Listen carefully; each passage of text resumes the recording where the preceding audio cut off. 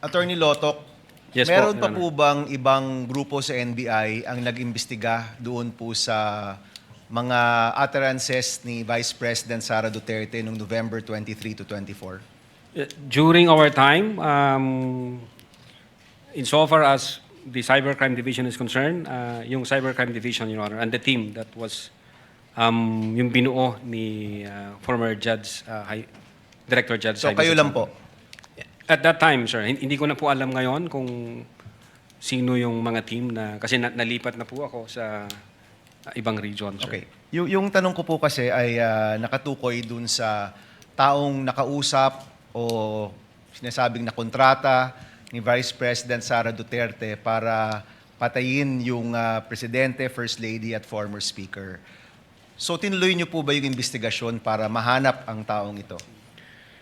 Well, aside from the fact, Your Honor, na nag-issue kami ng subpoena sa Vice President para makakuha ng information, kasi we need a validated information, we need a confirmed information. Nung inisyuan namin ng subpoena yung mga media personalities, bawat isa sa kanila na nag-appear, tinanong din po namin, nandun ka ba nung sinabi ito ng Vice Presidente? Hindi ko po tinatanong kung sinabi ba to o hindi. Dahil may witness rin po tayo nung nakarang linggo na nasabi nga ito at napanood naman ho natin Opo. po lahat.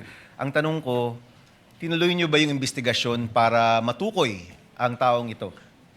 Nagtanong kami, Your Honor. We tried to elicit information both from those people who have personal knowledge during the online press conference.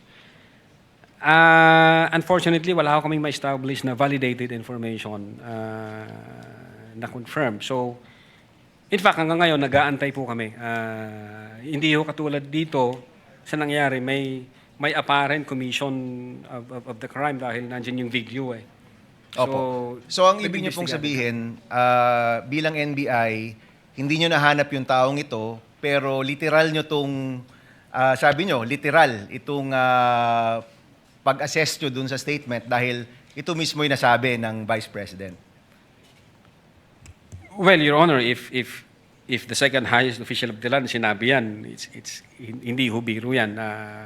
Medyo mabigat ho yan at yung pagkasabi pa niya na may kasamang galit at mga pagmumura. So we took it very serious, Your Honor.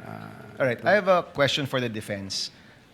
Sa lahat ng mga sagot ninyo, Attorney Vinluan, parang hindi ko nakita na tinanggi ng inyong kliyente o ng depensa na may nakausap ang Vice Presidente na tao para gawin yung mga bagay na ito. Tama ba? Wala ito sa mga sagot ninyo? We deny that, Your Honor. You And deny? that is not accurate, Your Honor, and we will present evidence or counter evidence to prove Okay. that. So let me clarify. Sa lahat ng sagot ninyo so far, hindi pa nyo tinatanggi ito, pero in your time presenting evidence, you will deny that there was a person contracted by the Vice President. Your Honor, to clarify, I don't understand, Your Honor, when we were asked, but In your because answer, you have an answer. There is an impeachment we complaint. denied it, Your Honor. We denied it in our answer, which we filed before the Senate Impeachment Court. You denied it in your answer? Correct, Your Honor. If I remember correctly, ang nabanggit doon ay freedom of expression. Was there an exact statement there na hindi totoo na meron ngang kinontrata ang o kinausap ang Vice Presidente para gawin ito? We maintain our position that we denied it, Your Honor.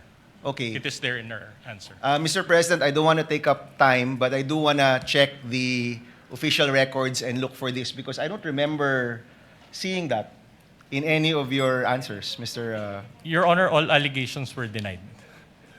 It's a general denial, a blanket denial.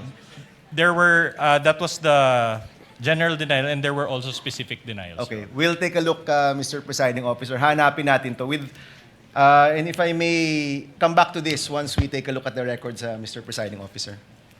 The gentleman may do so at the appropriate time.